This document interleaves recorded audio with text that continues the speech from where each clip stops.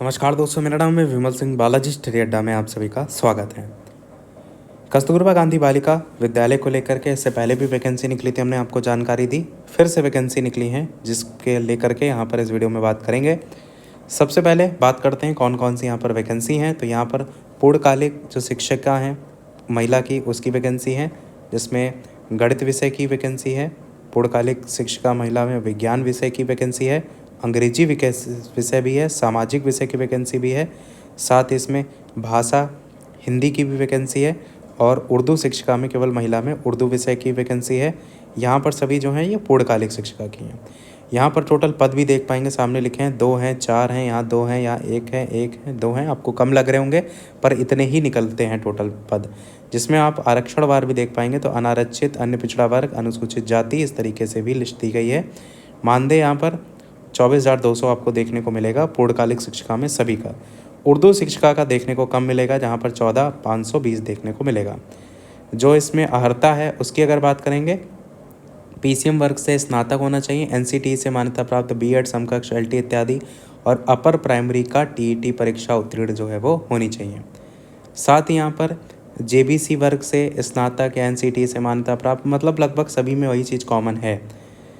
बाकी जिस भी विषय की यहाँ पर वैकेंसी है, जैसे अंग्रेजी की है तो उसी विषय से ही आपका स्नातक उपाधि और बीएड या उसके समकक्ष एलटी इत्यादि होना चाहिए। अपर प्राइमरी का टेट भी यहाँ पर लिखा गया है, ये चीज़ सभी में कॉमन है। अब बात करते हैं हम हमारे अंशकालिक महिला शिक्षिका को लेकर के।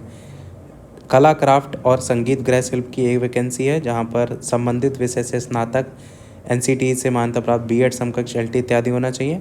अंशकालिक महिला में भी वैकेंसी है कंप्यूटर की, जहाँ पर टोटल 3 वैकेंसी हैं। ये आपका वर्ग वाइज भी लिखा हुआ है और इसी कंप्यूटर विषय से ही आपका प्रशिक्षित स्नातक होना चाहिए।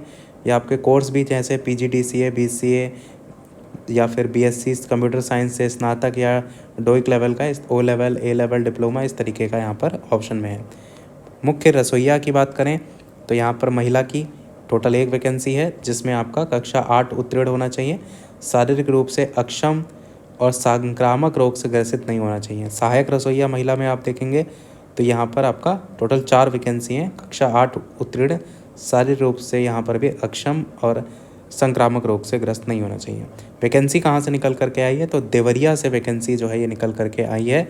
और यहाँ पर जो लास्ट डेट देख पाएंगे वो यहाँ पर देखने को मिलेगी कि ये जो अनुमोदन है 2/7/2024 के अनुपालन में जनपद देवरिया में संचालित टोटल 13 कस्तूरबा गांधी बालिका विद्यालय हैं, जिनमें रिक्त पद निकाले गए हैं और 2024-25 जो है इसके लिए पद निकाले गए हैं।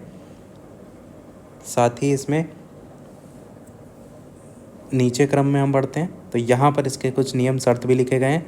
लाइक पूर्णकालिक जो शिक्षिका हैं, अंशकालिक शिक्षिका हैं, सभी के लिए बेसिकली केवल महिला अभ्यर्थियों को ही यहाँ पर जो है वो आवेदन पत्र के लिए मांगा गया है। पूर्णकालिक जो शिक्षिका, मुख्य रसोइया, सहायक रसोइया, इनको विद्यालय में ही रहना पड़ेगा। और बाकी तो कुछ शर्तें पुरानी हैं, उसमें ऐसा कोई खास पॉइंट नहीं है। जो इम्पोर्टेंट है हम केवल अभी बात कर रहे हैं। एज को लेकर के मैक्सिमम 60 साल की बात यहाँ पर की गई है। और अगर पहले से कार्यरत है तो वहाँ पर भी आपको जो है वो फ़ायदा मिलेगा। भारांक के तौर पर 2% अतिरिक्त भारांक, किंतु अधिकतम भारांक 30 अंक से ज़्यादा नहीं दिया जाएगा। ये तो हमने अर्हता ऑलरेडी बता दी। जो आपका गुणांक बनाया जाएगा उसको भी ध्यान दीजिएगा कि मेरिट के आधार पर काउंसलिंग कराई जाएगी। तो हाई स्कूल, इंटरमीडिएट, स्नातक, प्रशिक्षण सबका 10-10% यहाँ पर जोड़ा जाएगा, पर स्नातक का 20% और प्रशिक्षण का 30%। भारांक के तौर पर अगर आप पहले से कार्यरत हैं तो वहाँ पर 2 नंबर, मैक्सिमम 30 नंबर से ज़्यादा जो है आपको यहाँ पर नहीं मिलेंगे। अभ्यर्थियों की एज को लेकर 25 से 45 साल, आयु की गणना 1 अप्रैल 2024 से की जाएगी। बाकी तो आपके ऊपर किसी प्रकार का जो है वो दोष वगैरह साबित ना हो, वो चीज़ भी यहाँ पर ध्यान देनी पड़ेगी। ये जो अवधि होती है शैक्षिक सत्र की, वो 11 माह 29 दिन के लिए होती है। मतलब अगर आपका काम संतुष्टजनक है तो उस चीज़ को आगे बढ़ा दिया जाता है। यहाँ पर जो सबसे मेन पॉइंट है वो है ये लास्ट डेट 20/7/2024 की है, शाम 5 बजे तक। ऊपर लास्ट डेट लिखी नहीं थी, मैंने इसीलिए बता दिया आपको। अब यहाँ पर थोड़ा सा इस चीज़ को भी देख लीजिए कि जो आवेदन पत्र होगा वो निर्धारित प्रारूप में फुल स्कोप कागज़ पर एक ही पृष्ठ पर होना अनिवार्य है। साथ ही एक लिफाफे में केवल एक ही आवेदन स्वीकार किया जाएगा। एक से अधिक आवेदन पत्र प्राप्त होंगे तो आवेदन निरस्त हो जाएगा। कोई परिवर्तन ये आपका मान्य नहीं होगा। किसी भी समय निरस्त करने का अधिकार भी जो है वो होगा। अगर माननीय वाद वगैरह है तो वो तो न्यायालय में जाता ही है। विज्ञापन जो है घट बढ़ सकते हैं, जो भी यहाँ पर दे रखे हैं वैसे ही कम होते हैं। ये ऑफिशियल वेबसाइट है देवरिया की, और सारी चीज़ों को यहाँ पर लिखा गया है। इस चीज़ को समझिए कि एक आपको लिफाफा टाइप का होगा जिसमें आपका जो पद होगा, इसको देख लीजिए कि कार्यालय, जिलाधिकारी, मुख्य विकास अधिकारी, उप जिलाधिकारी, जिला शिक्षा और प्रशिक्षण संस्थान, जिला बेसिक शिक्षा अधिकारी, खंड शिक्षा अधिकारी, खंड शिक्षा अधिकारी देवरिया के सूचना पट जो है उस पर भी चिपका है, जिसमें अभ्यर्थी का नाम, पिता पति का नाम, जन्मतिथि, जितनी भी आपकी डिटेल है वो आवेदन किया है उसका स्पष्ट उल्लेख होना चाहिए। साथ ही स्वप्रमाणित समस्त शैक्षिक प्रशिक्षण, टीईटी अंक पत्र, प्रमाण पत्र, जाति प्रमाण पत्र, आधार प्रमाण पत्र इत्यादि की छाया प्रति, पिन कोड सहित 2 लिफाफा जिसमें 35 रुपये का डाक टिकट लगा होना चाहिए, ये आपको अनिवार्य रूप से देना पड़ेगा।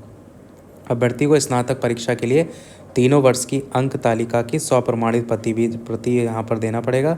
और ये एड्रेस भी दिया गया है पंजीकृत डाक के माध्यम से जो भेजने के लिए, देवरिया पिन कोड 274001 करके इस पर ही आपको भेजना पड़ेगा। ऑफलाइन भेजना पड़ता है। लिफाफे के ऊपर कस्तूरबा गांधी बालिका विद्यालय के लिए आवेदित पद का नाम और विषय लिखना अनिवार्य होगा। विलंब से अगर भेजेंगे तो स्वीकार्य नहीं होगा। और बाकी मामला माननीय उच्चतम न्यायालय। ये आपका जो है वो इसका फॉर्म है जिसको आपको ऑफलाइन भरना है। जनपद देवरिया के कस्तूरबा गांधी आवासीय बालिका विद्यालय में चयन के लिए आवेदन पत्र, जिसमें यहाँ पर नाम, विषय का नाम, अभ्यर्थी का नाम, अंग्रेजी, पिता, जन्मतिथि, आयु, राष्ट्रीयता, जाति, स्थायी पता, पत्र व्यवहार पता, pin code, mobile number, PAN number, Aadhaar number, शैक्षिक योग्यता में हाई स्कूल, इंटर, स्नातक, बीएड, टीईटी, कंप्यूटर, अन्य इस तरीके से सारे दिए गए। और यहाँ पर केजीबीपी जिसके लिए भर रहे हैं, प्रथम संविदा अगर पहले से कार्यरत हैं ये उसके लिए। और नीचे साइन वगैरह तो होंगे, वो तो बात की बात है। यहाँ पर आपकी फ़ोटो जो है वो रंगीन फ़ोटोग्राफ जो है वो चिपकेगी। तो ये था ओवरऑल नोटिफिकेशन। कोई डाउट हो, कोई चीज़ हो तो कमेंट में पूछ लीजिएगा। वीडियो लाइक शेयर सब्सक्राइब अवश्य कीजिएगा।